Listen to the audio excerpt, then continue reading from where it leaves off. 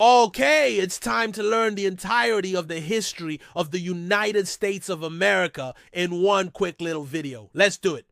Part 1. Before the United States, there was like other stuff. Before the United States of America became the superpower that is today, this land was occupied by many different indigenous tribes and nations, each with their own languages, cultures, and political systems. Like the Iroquois Confederacy, which was kind of like a proto-United Nations, except instead of being located in a New York minute away from each other, they were located literally thousands of miles away from each other, which made meetings pretty difficult. But they did it because they were besties. Anyway, these indigenous nations were largely hunter-gatherer societies, but some, like the Pueblo people, had settled into more agricultural ways of life.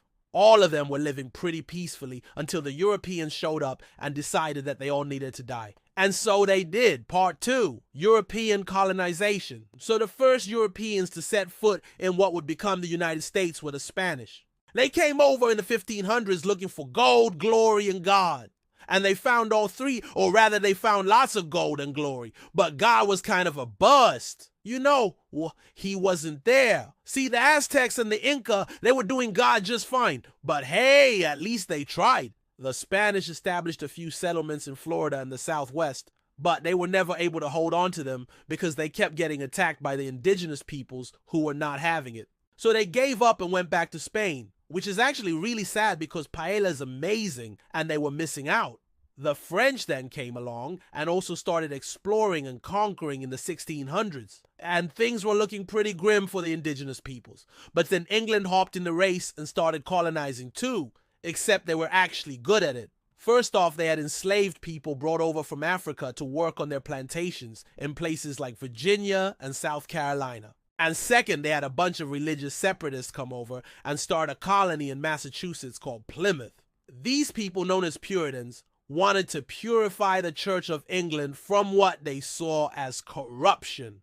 And so they fled to America to start their own church. Except when they got there, they quickly realized that actually running a church was a lot harder than attending one. And so they created a theocracy where religious leaders were also political leaders, and that worked out great until it didn't. Part 3, the American Revolution. As the colonies grew, so did their wealth and power, and with that they began to chafe under British rule.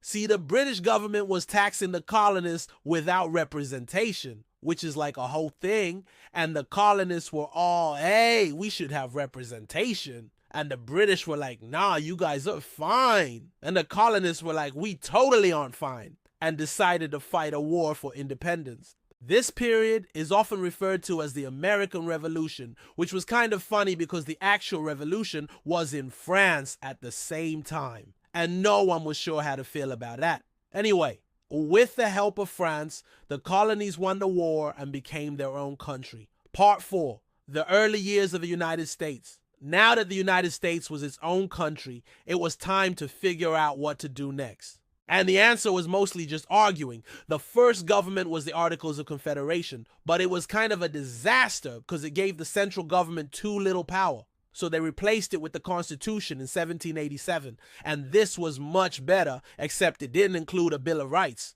And James Madison was like, ooh, maybe we should do that. And everyone else was like, yeah, I guess we should probably do that. And so they added a Bill of Rights and everything was peachy.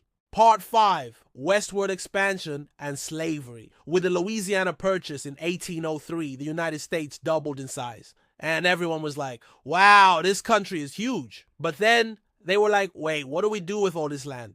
And the answer was kind of complicated. First off, there was the issue of slavery. As the country grew, so did the debate over whether slavery should be allowed. In the South, it was a way of life, and in the North, it was increasingly seen as immoral. To compromise, they agreed that any new states admitted to the Union would decide for themselves whether or not to allow slavery. This is known as the Missouri Compromise of 1820. And it worked out great for everyone. For about 40 years. Part 6, the Civil War.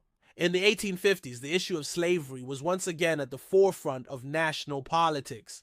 As more and more territories applied for statehood, the question was, will they be free or will they allow slavery? And the answer was always yes. Everyone was getting super heated about it. And then this guy Lincoln got elected president on an anti-slavery platform. And the South was like, oh, well, here goes nothing. And so they seceded from the Union and started their own country down here. And then Lincoln was like, oh, wait, that's not okay, and started a civil war to bring them back.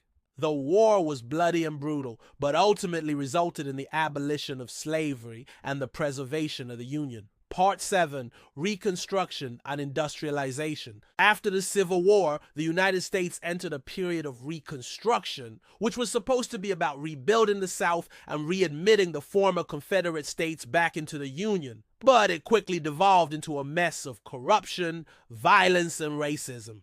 But meanwhile, the Industrial Revolution was in full swing, and the United States was becoming a major player on the world stage. This period is often referred to as the Gilded Age, because while it was a time of great economic growth, it was also marked by extreme inequality and corruption. But hey, at least there was lots of gold. Part 8, Imperialism and Progressivism. In the late 1800s, the United States began to assert itself as a global power, expanding its influence through military intervention and economic control. This period is known as American imperialism, and it was pretty controversial, but also led to the United States acquiring overseas territories like Puerto Rico and Guam. Meanwhile, back on the mainland, the progressive era was in full swing. This was a time when reformers worked to address the problems of industrialization and urbanization, like child labor and unsafe working conditions. And they accomplished a lot through things like muckraking journalism and political activism. Part 9, World Wars and the Great Depression. In the early 1900s, the United States was thrust onto the world stage as a major player in 2 world wars. World War I was largely a European conflict, but the US involvement helped to bring the Allies to victory. After the war, the United States experienced a period of economic prosperity, but it was short-lived. The stock market crashed in 1929, leading to the Great Depression, which was a pretty rough time for everyone. But it was especially rough for African Americans who faced widespread unemployment and violence. Part 10, World War II and the Cold War. In 1941, Japan attacked Pearl Harbor, bringing the United States into World War II. The war was long and bloody, but ultimately ended with the United States emerging as a superpower. This led to a period of relative peace and prosperity known as the post-war economic boom. But it was kind of overshadowed by the looming threat of nuclear war during the Cold War with the Soviet Union. This era was marked by a nuclear arms race and proxy wars like the Korean War and the Vietnam War. But eventually the Soviet Union fell apart and the Cold War came to an end. Part 11, the modern era. Since the end of the Cold War, the United States has continued to grapple with issues of race and equality while also becoming a major player in the global economy. The country has experienced both successes and setbacks, but overall remains a global superpower. And there you have it, the entire history of the United States of America in about 5 minutes. Did you learn nothing? I don't know, that's not my problem. Anyway, thanks for watching and see you next time.